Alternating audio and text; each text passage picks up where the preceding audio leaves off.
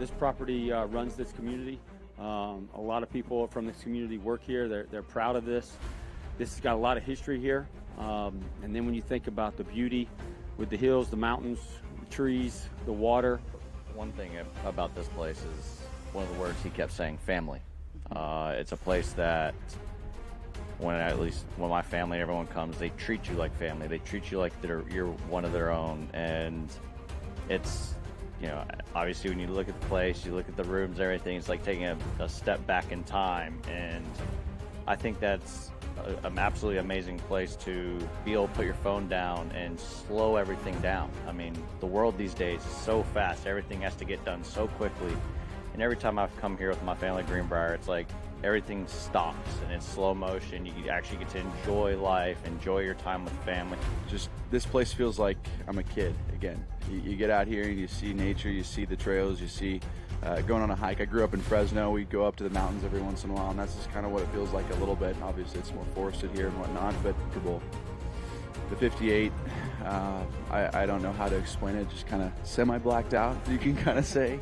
It was one of those moments where the last 4 holes, I was obviously trying to win a tournament, but it started to rain, and I just kept focusing on my game. I didn't get outside of this bubble that I created with myself. I just wanted to focus on hitting the next best shot. And I think that's what really pushed me on to focusing on obviously winning the tournament, but to shoot in the 50s and then ultimately make the 40-footer on the last hole for 58. That was just the cherry on top.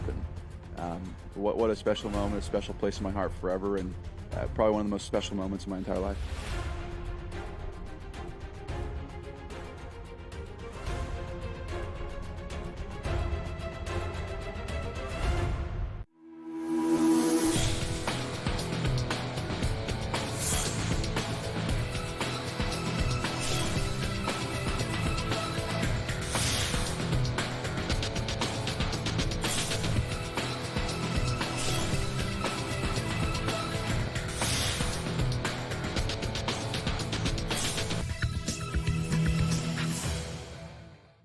Good morning. Welcome to NewsWire here on SportsGrid. I'm Craig Nish. It's our Thursday edition of the show. Thanks for streaming and watching us, however you are watching the program, or even listening on SportsGrid Radio.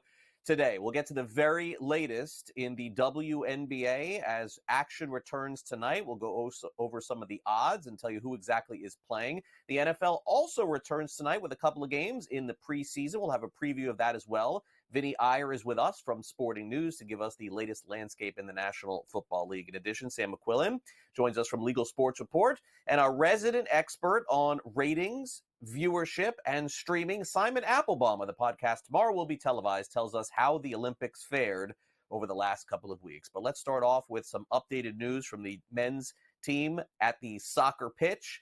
It is a new head coach / manager, however you want to say it. Mauricio Pochettino is the new manager / coach of the U.S. men's team, and he will lead them into the World Cup in 2026. Chelsea was the team that he used to coach, and he has left that club by mutual consent earlier this summer after just one season in charge. He used to coach over at Tottenham and Paris Saint-Germain. He will succeed Greg Berhalter as the U.S. men's coach following lengthy discussions. Apparently, there are some issues with his contract with Chelsea that will have to be resolved before he takes them over, but they will, and we will see him on the sideline for the U.S. men's team moving forward. We will not see Matt Judon on the sideline of the New England Patriots anytime soon, probably never again. The New England Patriots have traded Judon to the Atlanta Falcons, where they're hoping to get a new contract extension done for him. A great defensive player for many years in New England, but as they undergo this rebuild, seems like it does make some sense. Meanwhile, J.J. McCarthy is out for the season. He underwent surgery yesterday, and his season in 2024 is done for the Minnesota Vikings. Sam Darnold will at least be the starting quarterback to start the season. They also have Jaron Hall and Nick Mullins, but to say the least, when you make a first-round pick your quarterback, you're expected to see him play. And unfortunately, as Kevin O'Connell says, after the surgery, he is out for the year. Did want to provide an update on J.J. McCarthy. He did, undergo surgery actually this morning on that meniscus. It was led by our team doctor, Dr. Chris Larson at TCO. It was a successful procedure, but it did reveal that a repair was necessary, which will end JJ's 2024 season.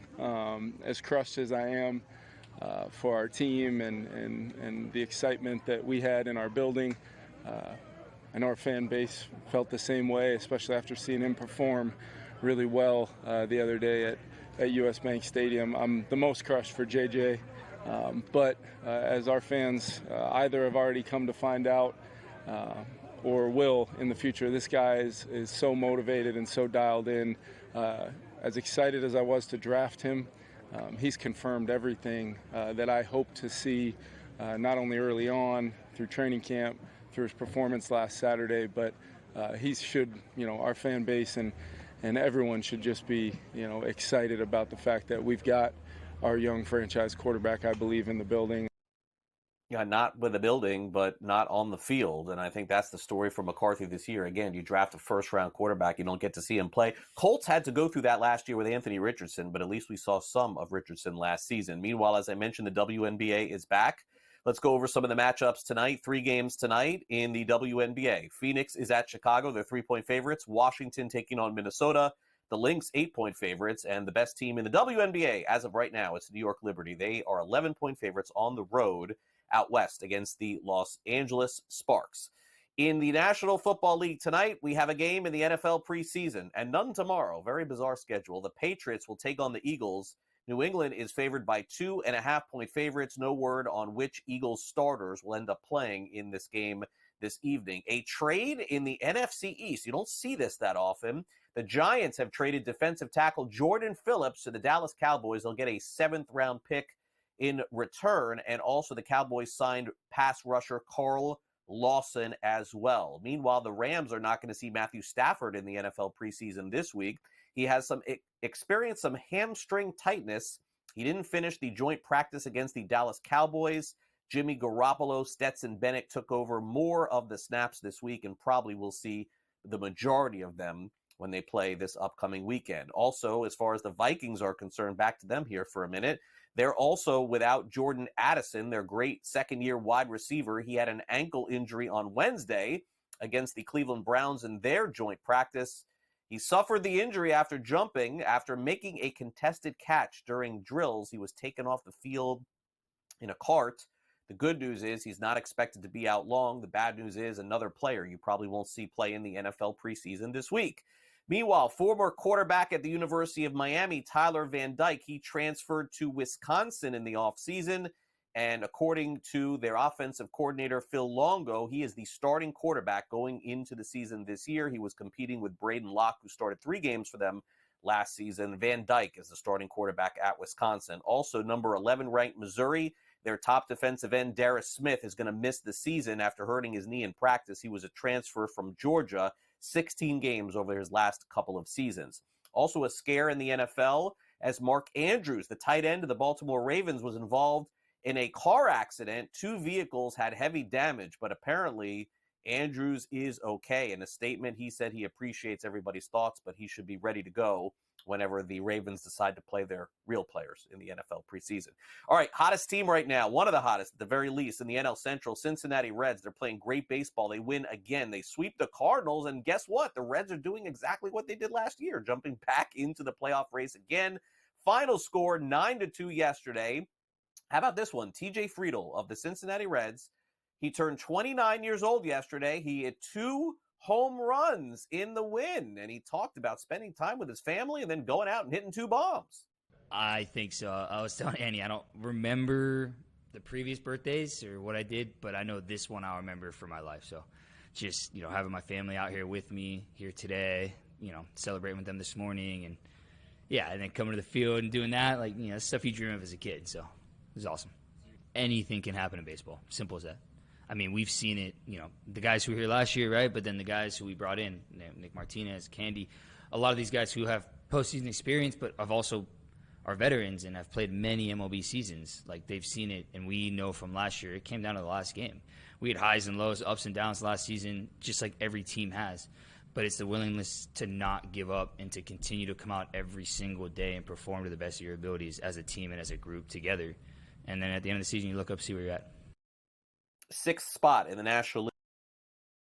Reds, the Giants, the Braves, the Cardinals, several teams going to be fighting for that, maybe down to the last game of the season. Dodgers finally took a loss yesterday. They've been red hot. They lost to the Brewers. Final score 5-4. Walker Buehler did pitch 3 1/3, 1 earned run, but walked 4, struck out 3. In the NL West, the Diamondbacks have been the hottest team in baseball since the All-Star break. 2.5 games back of the Dodgers. Same thing with the Padres. They've been great as well. And also Aaron Judge hit his 300th home run yesterday, fastest to ever do that, as the Yankees beat the White Sox. Final score 10-2 as the Yankees get a win against Chicago. Meanwhile, what is DraftKings doing? By accident yesterday, they sent an email that suggested that players had placed a golf bet. They said that it was by accident. You may have received an email regarding this past weekend's golf tournament, and we inadvertently did that. Sent more broadly than intended. Got to clean it up, DraftKings.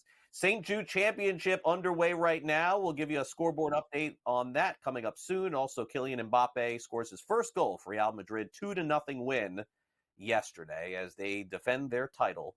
We will take a timeout. Coming up next, Vinnie Iyer joins us, courtesy of Sporting News. We'll get a preview of what the Patriots and Eagles may look like this upcoming season, although it's hard to tell if the NFL preseason is an indicator of that. We'll be right back with more NewsWire next.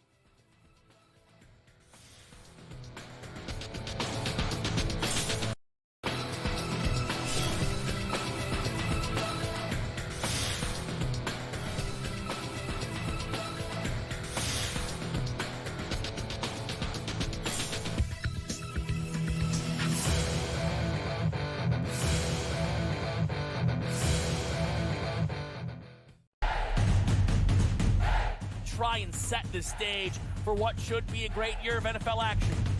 There's a handful of teams that potentially can compete for a Super Bowl championship. Confusion and uncertainty this year more than some in the past. This team looks like it's ready to make a move, but we just don't know if it's bad or good this year. J.J. McCarthy is eventually going to take over, but it's a no-lose situation for them.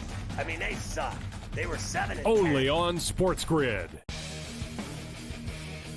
These preseason games often just come down to a team will get inside the 5-yard line and they go for it. Like nobody's ever, like in the real world, the Falcons would have kicked a field goal. And hit this thing right down to the middle. We talk about these games being close, decided, maybe a tie. Like that's the whole thing.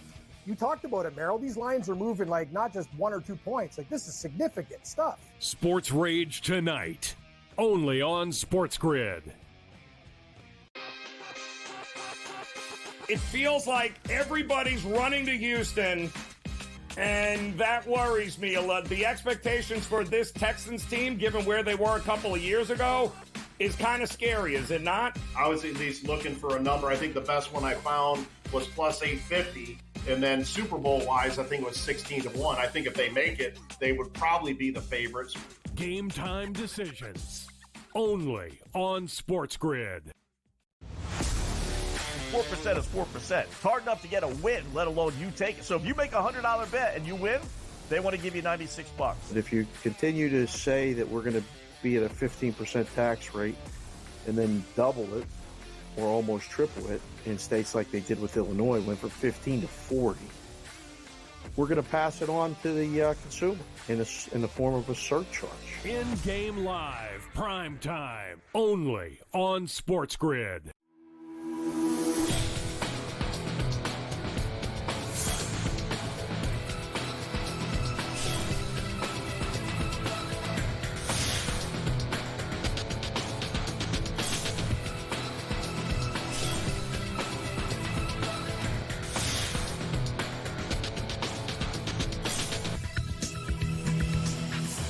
Welcome back to NewsWire. We've got a strange NFL preseason schedule, to say the least, for you. We've got a game tonight, and then no games on a Friday night in the NFL for preseason. I don't ever remember that before. And then every other game is, well, there's actually a couple on Sunday, I think, but most of the games are on Saturday, Vinny. Sort of bizarre here. I don't know what the thinking is behind this, but it's the preseason, so nobody cares. Let's focus on tonight's game. We've got the Patriots taking on the Eagles. And Patriots went through this slog with the Panthers, I believe, last week. It was like an awful game, very low-scoring game. Total is 35.5 tonight. I mean, I don't even know how you even feel about odds in preseason games. I don't know how anybody bets this stuff. Yeah, I mean, you look at the Patriots. I don't know if they're interested in doing anything all that interesting in the preseason. It was a very low-scoring game last week. I do know the Patriots defense still showing up here without Bill Belichick, Gerard Mayo. There's less transition there, obviously, but now there's more because Matthew Judon is gone. But you look at that, the offense still trying to find its way here with their new pieces, the quarterback battle. Drake May and Jacoby Brissett and a little bit of Joe Milton. It's been up and down and weird there. So I don't know. The Eagles typically are pretty good in these situations. So if I had to go somewhere, I go Eagles and under in this one. But I'm not typically looking for these games because they've been so out of whack with so many teams just not playing anyone. I think more and more teams are doing that. And maybe this is why the NFL is realizing we don't need to put games on Friday night in the preseason. Yeah, I mean, I think our future is 2 NFL preseason games at most. All right, so interesting note here over on FanDuel here, a bettable board of the worst team in the NFL going into the season. And my gosh, Vinny, the New England Patriots are really big favorites to have the worst record in the NFL. They're 3-1, followed by Denver at 6-1, Carolina 7-1, the Giants. Wow, where were they? A couple of years ago, made the playoffs. They're down to 10-1. I got to tell you, I'm tasty on the Titans being the worst team in the NFL here, Vinny, at 12-1 too. Look, these things are never what they appear to be. We always go into these seasons, Vinny, thinking that teams are only good. Oh, this is the worst team in the league. They're going to win one game. I mean, it's the NFL now, man. This stuff does not happen. Teams win games in the NFL. Some teams just don't show up, especially at the end of the year. Is it a foregone conclusion the Patriots are like the worst team, 3-14, something like that? I think right now their situation would say they're the worst team. I mean, they don't really have a lot of upside and buzz around them, right? There's not anything that you would say they're going to be better when you move on for Bill Belichick. And you don't see that. May doesn't look like he's going to start.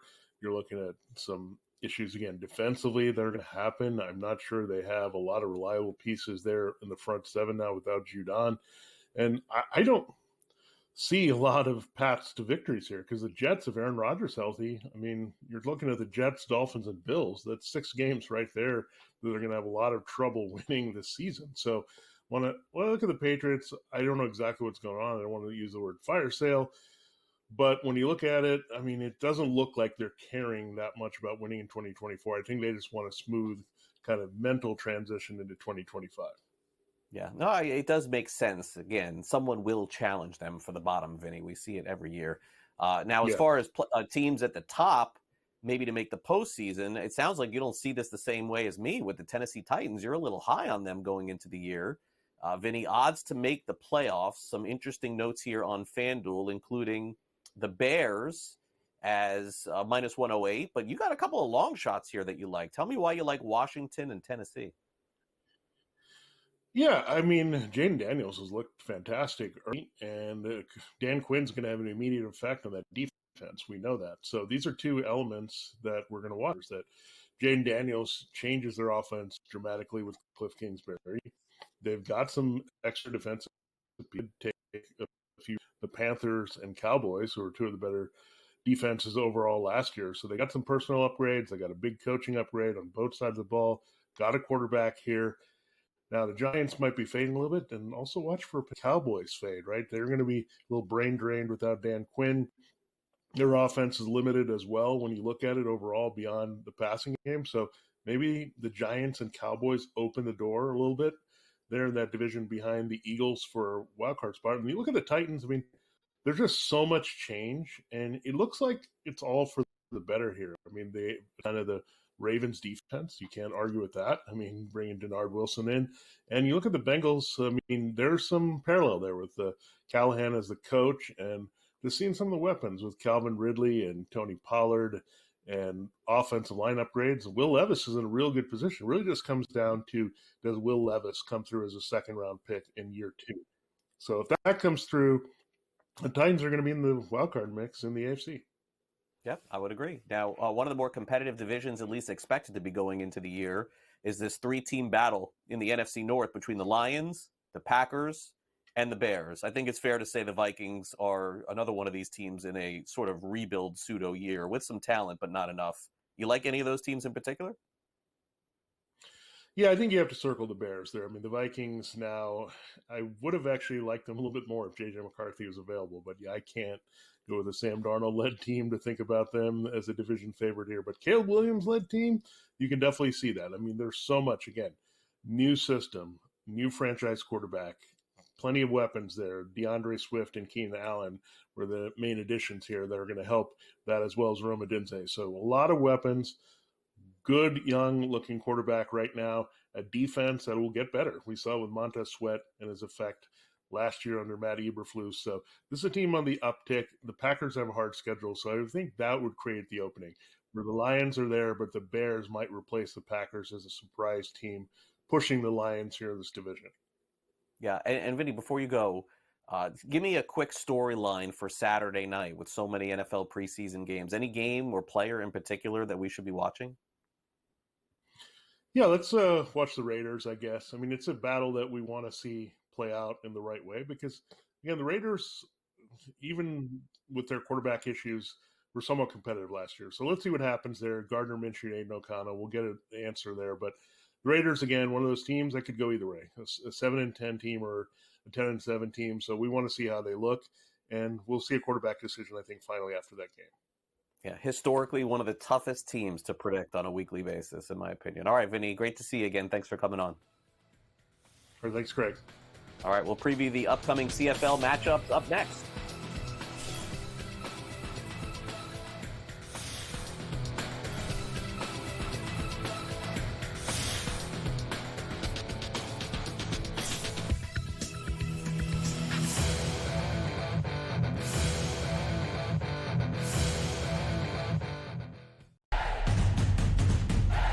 Try and set the stage for what should be a great year of NFL action.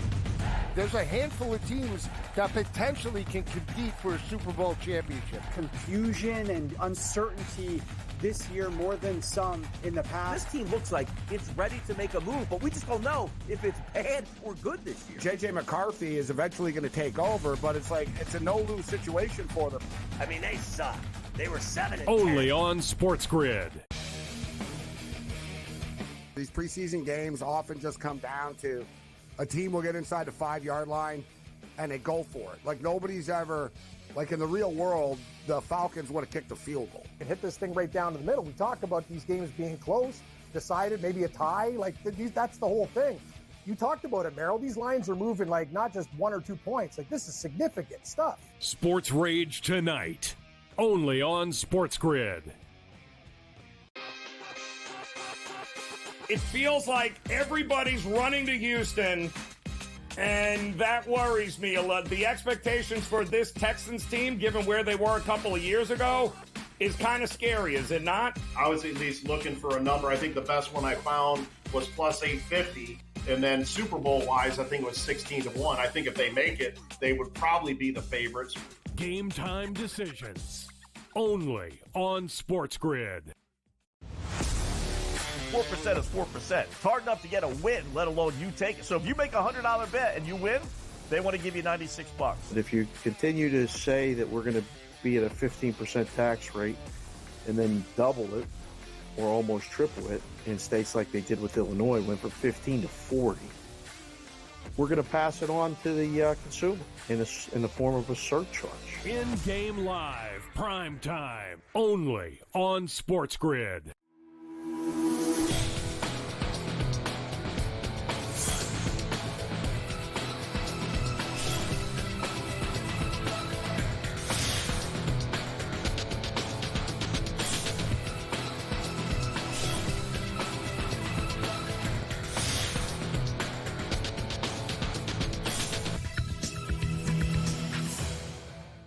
Welcome back to NewsWire here on SportsGrid. It's time to dive back into the NFL preseason with a little coach speak from your favorite NFL coaches, especially if you're a Broncos or Titans fan, and also get a preview of tonight's game in the Canadian Football League. It's time now for the SportsGrid Sound Off.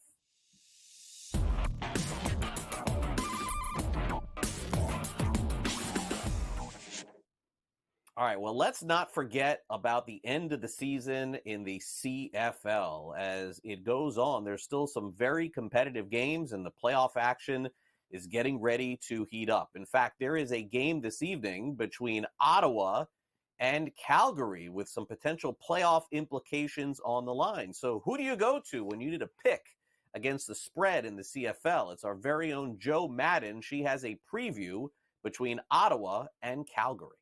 Week 11 of the CFL is here, and it's kicking off with the matchup between the Ottawa Redblacks and the Calgary Stampeders. Now, we did see these two teams meet in Week 8 in Ottawa, with Ottawa getting a huge win, 33-6 over the Calgary Stampeders.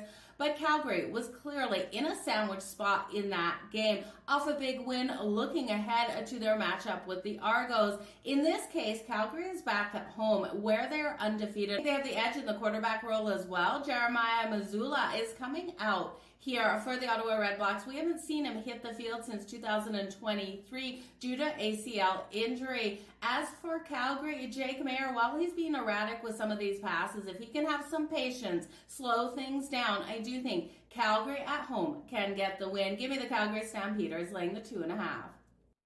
All right, thanks very much, Joe. That game is 9 p.m. Eastern tonight. So for live action and betting on that, catch Gabe tonight, of course, on Sports Rage. We'll give you the very latest going on there.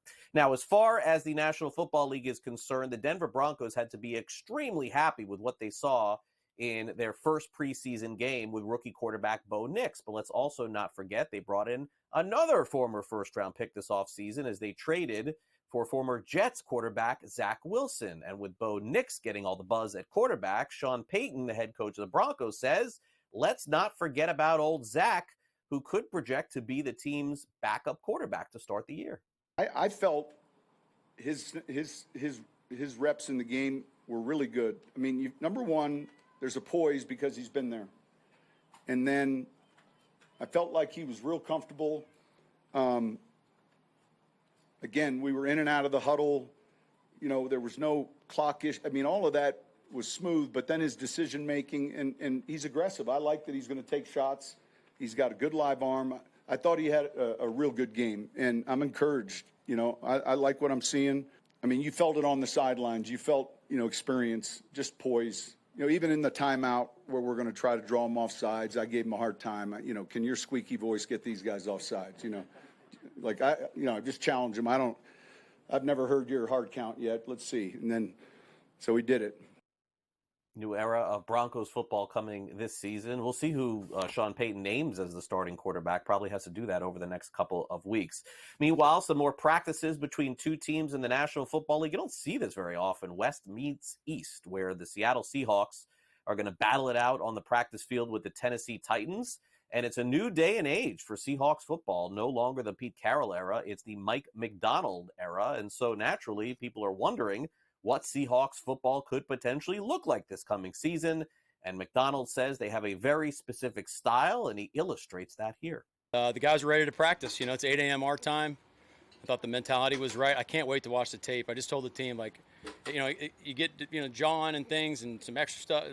And for the most part, we were responsible. I thought we did a good job, but I just want the guys to know, what shows up on tape is who we are. So let's make sure we're doing the right things when, between the lines and when we watch it, and then we'll go from there. But exciting time. Well, we're one team, and we want to play a certain way. And whoever's out there, any three phases, we want to play our style of football. So they're a huge part of the equation. But it's just it's all one squad. It's not three phases. It's all one great Seahawks unit. As long as I've been watching football, and that's a long time, I'm trying to remember the last time in the last, let's say, 30 years that Pete Carroll was not coaching somewhere, either in college or the NFL, Patriots, Jets, USC, Seattle. I mean, this is the first year I can remember. I'm sure there was a gap year in between one of these years, but it always feels like Pete Carroll's part of football in some way. All right, taking a quick time out here on the show. Coming up next, we'll join Sam McQuillan from Legal Sports Report. We'll get the latest on FanDuel, DraftKings, and a whole lot more. We'll be right back.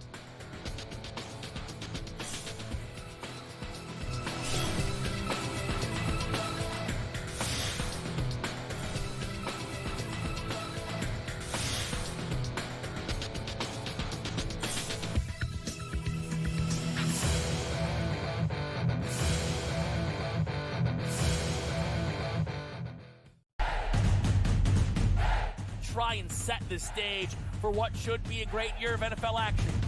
There's a handful of teams that potentially can compete for a Super Bowl championship. Confusion and uncertainty this year more than some in the past. This team looks like it's ready to make a move, but we just don't know if it's bad or good this year. J.J. McCarthy is eventually going to take over, but it's a no-lose situation for them. I mean, they suck. They were 7-10. Only on SportsGrid. These preseason games often just come down to a team will get inside the 5-yard line and they go for it. Like nobody's ever, like in the real world, the Falcons would have kicked a field goal. And hit this thing right down to the middle. We talk about these games being close, decided, maybe a tie. Like that's the whole thing. You talked about it, Merrill. These lines are moving like not just 1 or 2 points. Like this is significant stuff. Sports Rage tonight, only on SportsGrid. It feels like everybody's running to Houston, and that worries me a lot. The expectations for this Texans team, given where they were a couple of years ago, is kind of scary, is it not? I was at least looking for a number. I think the best one I found was plus 850. And then Super Bowl-wise, I think it was 16-1. I think if they make it, they would probably be the favorites. Game time decisions, only on SportsGrid. 4% is 4%. It's hard enough to get a win, let alone you take it. So if you make a $100 bet and you win, they want to give you $96. If you continue to say that we're going to be at a 15% tax rate and then double it or almost triple it in states like they did with Illinois, went from 15 to 40, we're going to pass it on to the consumer in the form of a surcharge. In-game live, prime time, only on SportsGrid.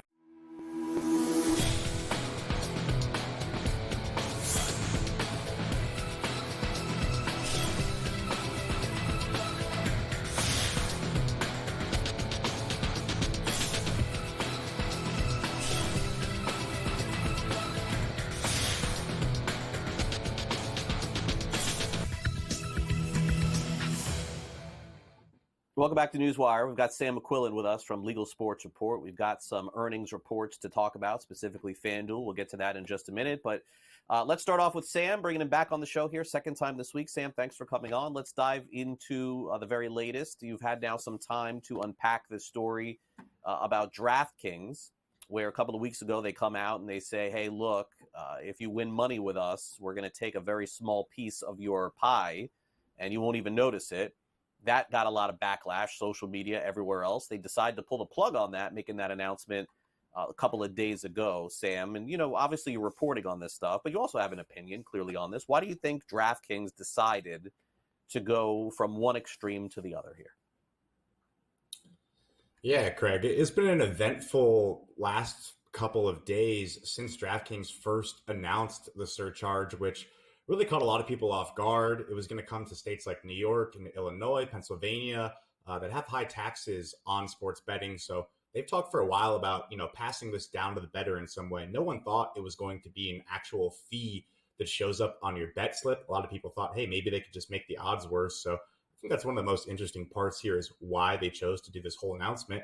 And then a few days later, they decide, hey, just kidding, we're not going to go through with it. Now, that announcement actually came a couple hours after FanDuel said that they would not be considering such a fee, which a lot of people had speculated. Maybe if FanDuel does it and DraftKings do it, you'll have the two biggest players in the market kind of leading the way, and it won't impact DraftKings as much. But with FanDuel saying we won't do it, that left DraftKings pretty much on an island, and they came out 2 hours later and said, we're not going to have it. So if I had enough space right now in my home studio to take a victory lap, I would. You know, I predicted that FanDuel wouldn't do this. Why would they? They really had no reason to. They've been weathering the storm in high tax states, just like DraftKings has. So really interesting to see them come out and say, hey, we're not going to end up doing it. Now we have some fallout from that. How is that going to affect their business going forward?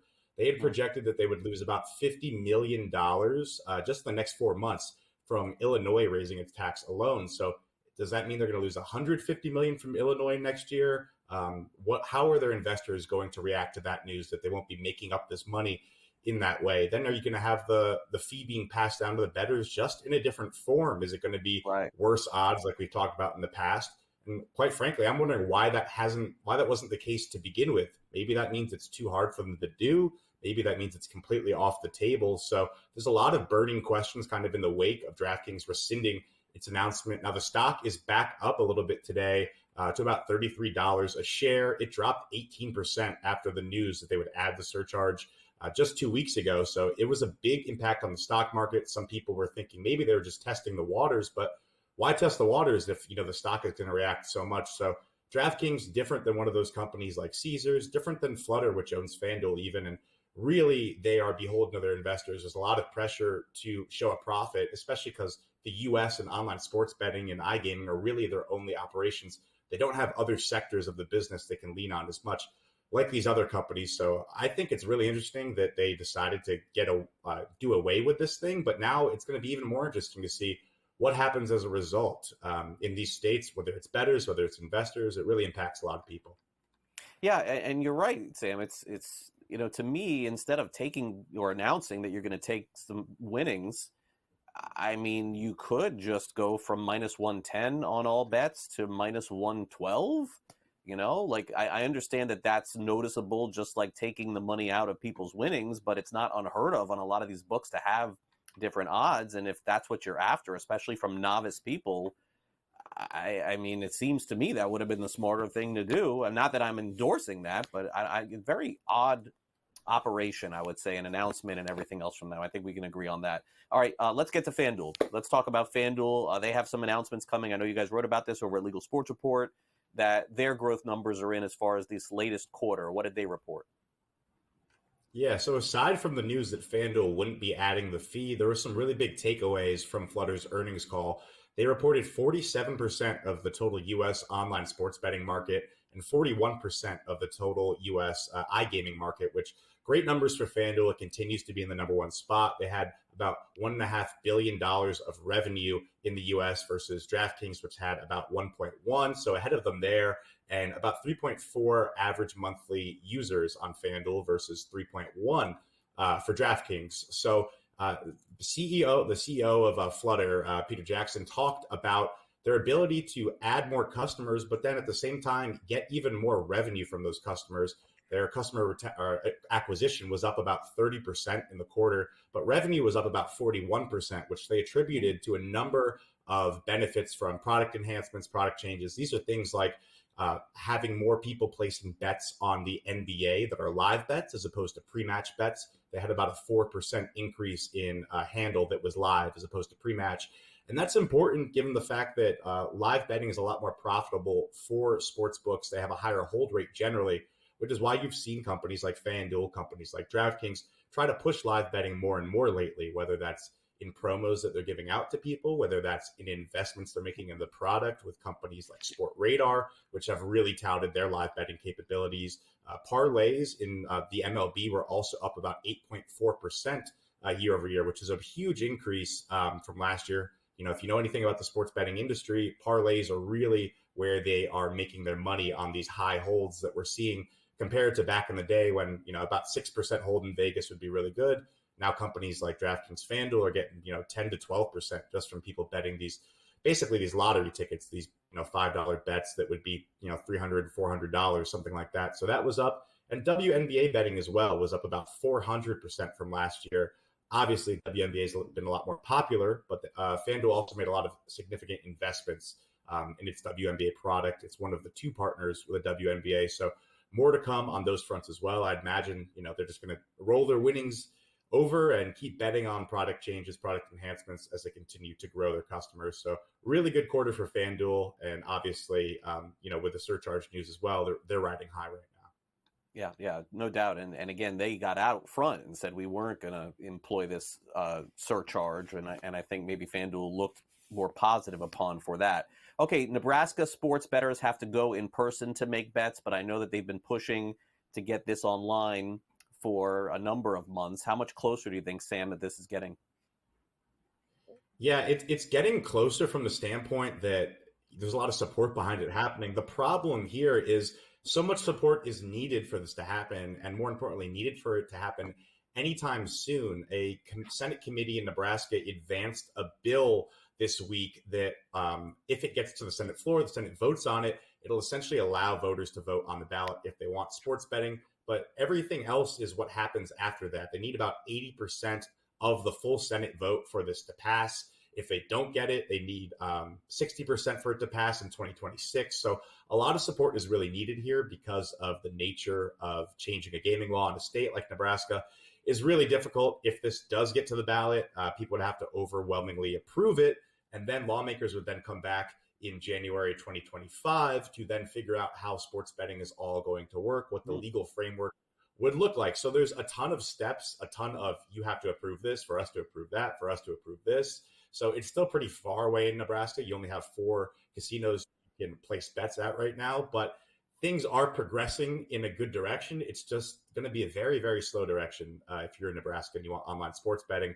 So it'll be something we monitor for the rest of the year as it continues to unfold. All right, Sam. Well, thanks once again for coming on the show a couple times this week. We'll catch up with you next week here on NewsWire. Yep. Thanks, Craig.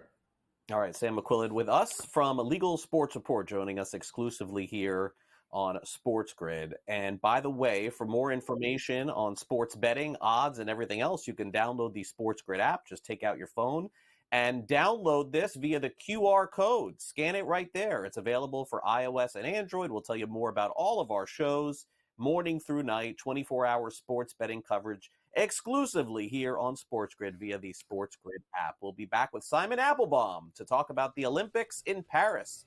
Are the ratings better than they were 4 years ago? Second next.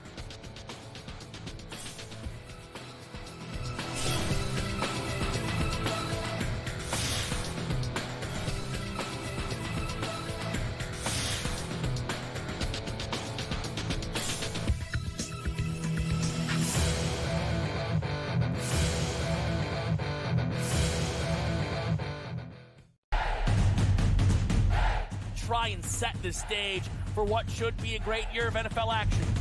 There's a handful of teams that potentially can compete for a Super Bowl championship. Confusion and uncertainty this year more than some in the past. This team looks like it's ready to make a move, but we just don't know if it's bad or good this year. J.J. McCarthy is eventually going to take over, but it's a no-lose situation for them. I mean, they suck. They were 7-10. Only on SportsGrid.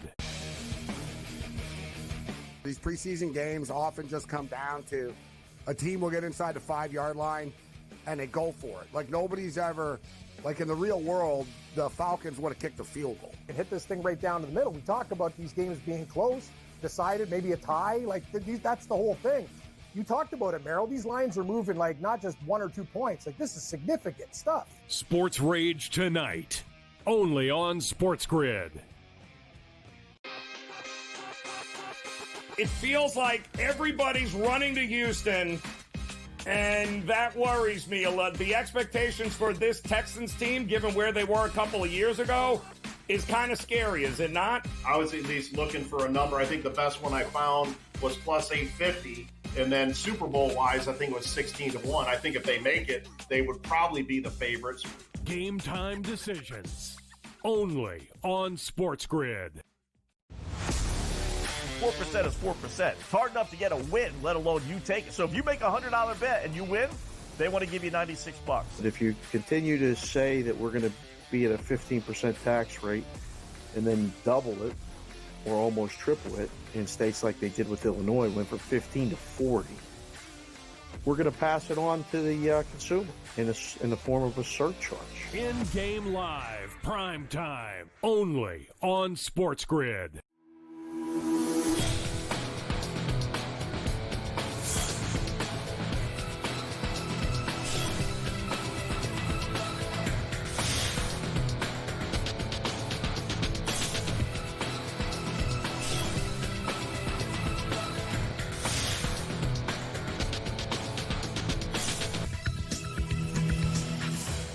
Welcome back to NewsWire here on SportsGrid. Let's bring in Simon Applebaum. The podcast tomorrow will be televised. You can listen live on Blog Talk Radio and actually download it wherever you listen to your podcast as well. Simon and I go through the week of television and streaming viewership and talk a little bit about the future. And Simon, once again, welcome back to the show. The Olympics are now in the rearview mirror, so we're waiting.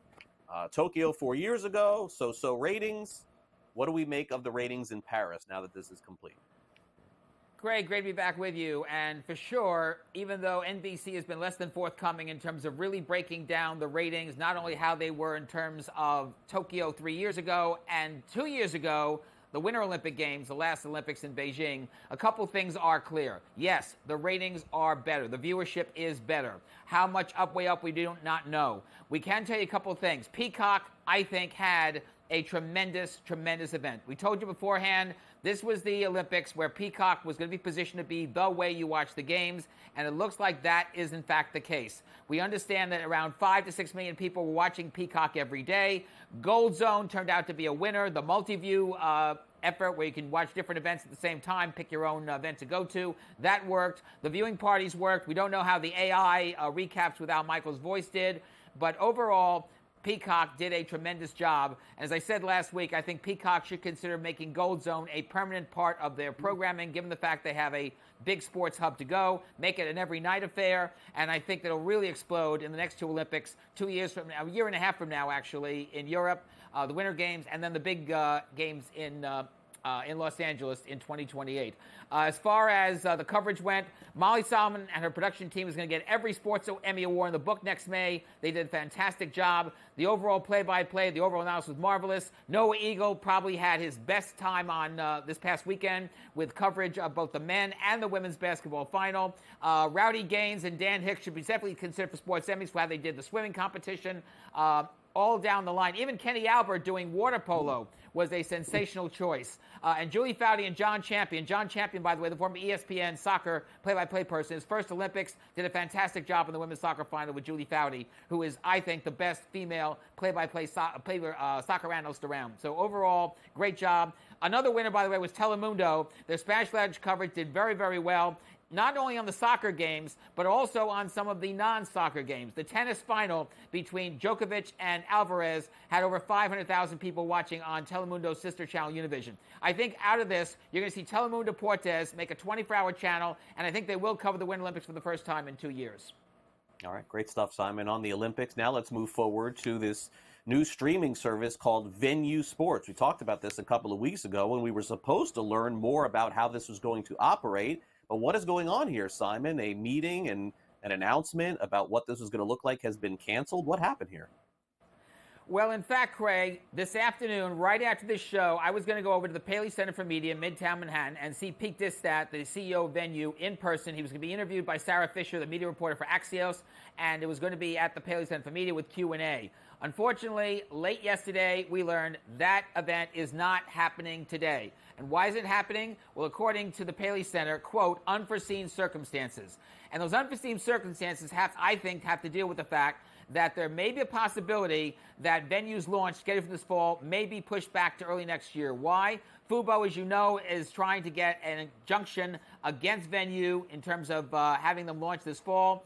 And in fact, there was a preliminary hearing earlier this week. Fubo made the case that if Venue goes on as scheduled this fall, we have a problem. We are going to be insolvent. We may even have to declare bankruptcy. Fubo, the Venue people were saying, no, that's not going to be the case. Hey, if Fubo works, we can too. It sounds from reports I've been getting that the judge in this hearing may rule in favor of Fubo. And I think that's the unforeseen circumstance that led to the cancellation of today's event. Had the event gone on, I would have asked two questions of Distat. One, are non-events, non-channels, independent channels from what Fox, Warner Bros. Discovery, and ESPN Disney are going to provide. Things like the Women's Sports Network, like FanDuel TV and DraftKings TV and Players TV, the all-athlete-owned channel, which, by the way, got a deal to be distributed by DirecTV this morning. Are they going to be covered? Are they going to have an opportunity to be part of Venue Sports? And secondly, is sports betting or other interactive features going to be part of this? So, unfortunately, those questions, those answers are going to have to wait until this event gets rescheduled. All right. Well, Simon, keep us updated if that ends up happening. Now let's get the latest update. The NFL season less than a month away, and the broadcast crews for CBS Sports have been announced. Every year, Simon, it seems like they tinker with a little bit, maybe more so the studio than the play-by-play and analysts. What's it going to look like on CBS this year? You're right, Craig. It is more the NFL today than it is the play-by-play. In fact, all the play-by-play people are coming back. Obviously, Jim Nantz with Tony Romo, the lead team. You have Ian Eagle and Charles Davis, the second team. Kevin Harlan, Trent Green, third. Andrew Catalan is back with Tiki Barber, and somebody who was Jason McCarthy, who was doing select games. He will now be part of the Andrew Catalan team. That's the fourth team. Spiro Ditas is back. Tom McCarty is back. And Chris Lewis, who did the table tennis for the NBC University U Olympics coverage, he will be doing select games along with Beth Mowins, the ESPN play-by-play person. So Chris is the new person in terms of play-by-play people at CBS. In terms of the NFL today, Boomer Esiason, Phil Simms are out. J.J. Watt is in. They have a new Jonathan James. He's going to be the new NFL insider. So there's going to be some new tinkering, I think, with the NFL Today crew in terms of chemistry. James Brown, of course, is back as the host. And we just learned that, yes, again this year, there will be a wild card playoff game running on Nickelodeon with CBS Sports. So it looks like Noah Eagle and Nate Burleson and the Nick Gang are going to be back doing their award-winning thing. All right, and finally, let's close it out with some WWE news. A new member of the sports universe joining WWE. Who is it? It's Joe Tessitore, one of ESPN's best college football and pro football play-by-play people. Is as good as it gets. He is going to probably become, as of next month, the new play-by-play for Monday Night Raw on USA Network, and then later on Netflix when it moves there in January. Tessitore is terrific. He's a big fan. He did a thing with Michael Cole at SummerSlam. Cole will now move over to SmackDown. I think it's a great move. Tessitore, unlike Adman Burke, who did not have a good job, former ESPN studio host, did not do very well a couple years ago at WWE. He was let go after a month. Tessitore is a keeper. He's a great storyteller. I think he's going to be fantastic for Monday Night Raw. Good to see you, Simon. Thanks for coming on.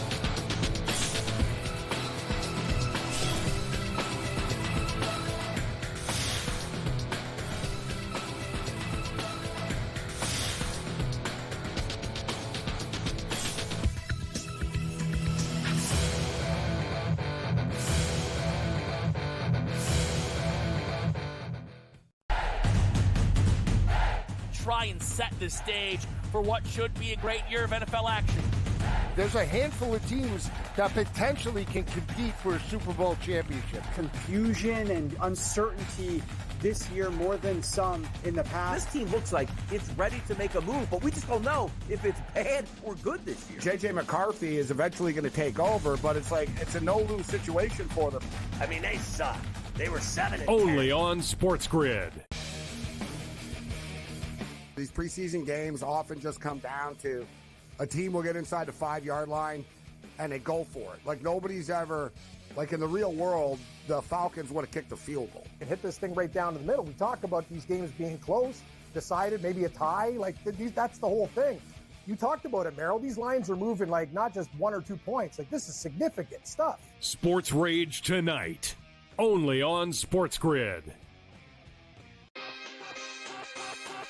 It feels like everybody's running to Houston, and that worries me a lot. The expectations for this Texans team, given where they were a couple of years ago, is kind of scary, is it not? I was at least looking for a number. I think the best one I found was plus 850. And then Super Bowl-wise, I think it was 16-1. I think if they make it, they would probably be the favorites. Game time decisions, only on SportsGrid.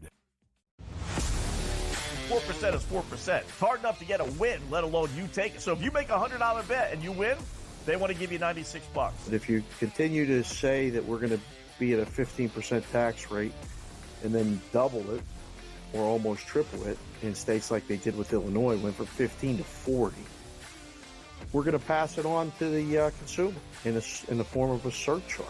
In-game live, prime time, only on SportsGrid.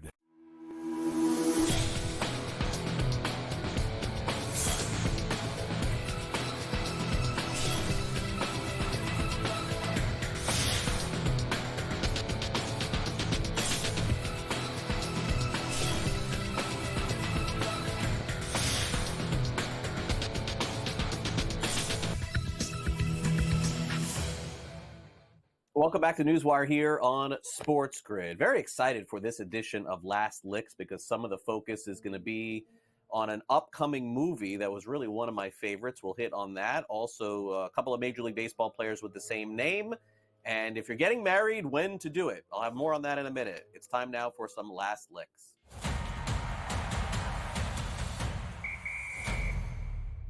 All right, let's begin with a little college football action as our very own Ben Stevens sends out a social media post that October the 12th is one of the very best lineups for the season in college football in terms of games. And Ben is advocating for people not to get married, not to have weddings during that time. So there's a couple of things to unpack here with my buddy Ben, and I was on the early line talking about this morning. Now, the first thing is that I do feel bad for people like Ben. What do I mean for people like Ben? They're young, and all their buddies are getting married around the same time. But naturally, for people like me who are quite a bit older than Ben, I don't have to worry about that sort of thing. So I understand where he is coming from. And again, he's working here, watching college football all Saturday. That is a great day for college football. But for me, I have to worry about like bar mitzvahs, bat mitzvahs, sweet 16s, things like that, because I have kids. And I also have to worry about like travel baseball, missing college football for that. But weddings for me, like it would be like a second wedding if I was going, a third wedding if I was going to one of those. I don't go to a lot of weddings these days, but Ben, I get you. I understand, man. I understand where you're coming from. But this will be something in 5-10 years from now you don't have to worry about ever again. October 12th is a great lineup. Look at those games. Great games. Max Muncy plays for the Los Angeles Dodgers. He's a really good player. He's helped them through the years. He's been hurt a lot this year, by the way, too. But did you know that there's actually another player that is a soon-to-be Major League Baseball player by the name of Max Muncy? He's actually in the Oakland A's organization, and he's a really good player, too. These guys also, by the way, share the same birthday. So their names are both Max Muncy. They're both playing on the West Coast, and they're both probably going to be playing in Major League Baseball at the same time. They finally met each other because Max Muncy is on a rehab assignment getting ready to return to the Dodgers. The other Max Muncy plays for the AAA Oakland Athletics. And by the way, this other Max Muncy may be a really good player as well, as a former first-round draft pick, if I'm not mistaken. So Max Muncy, meet Max Muncy finally, and we'll see if we see both players in the majors at the same time. If this happens, by the way, this could happen next year. Oakland's Max Muncy, I think, gets a call-up pretty soon for the Oakland A's. Now, finally, this is the one that I want to hit on here. Now, this is coming up. Is it next week, I believe? I believe it is next week. Auditions to star as an extra in Happy Gilmore 2. Yes, it is coming back. Adam Sandler is making another Happy Gilmore movie. He alluded to this a few months ago in some interviews. If you want to audition for an extra role, you can go to the Hyatt Regency in a place called Morristown, New Jersey, and get paid $176 for 10 hours of work if you get in the film. And filming begins later this fall. I believe, if I'm not mistaken, the film is supposed to debut next spring in 2026. But Happy Gilmore, a lot of people feel, is one of Adam Sandler's very best movies of all time. And since it is a sports movie, we thought that we would bring this to the show. So casting call coming up. August 20th, 1 p.m., 8 p.m., Hyatt Regency in Morristown, New Jersey, if you want to go check that out. Was Happy Gilmore Adam Sandler's best movie of all time? Was that his very, very best one? Frank, you think so? You think it was his best? Billy Madison was the first one I know, and I was a really big fan of that. He's done so many, it's kind of like hard to keep up. But I definitely think that Happy Gilmore's at top 3, without a doubt, Adam Sandler movie. All right, that will do it for our show today. Don't forget, coming up, we got the early line at noon. That's followed by Kaplan and crew at 1 p.m. Eastern, so make sure you check them out.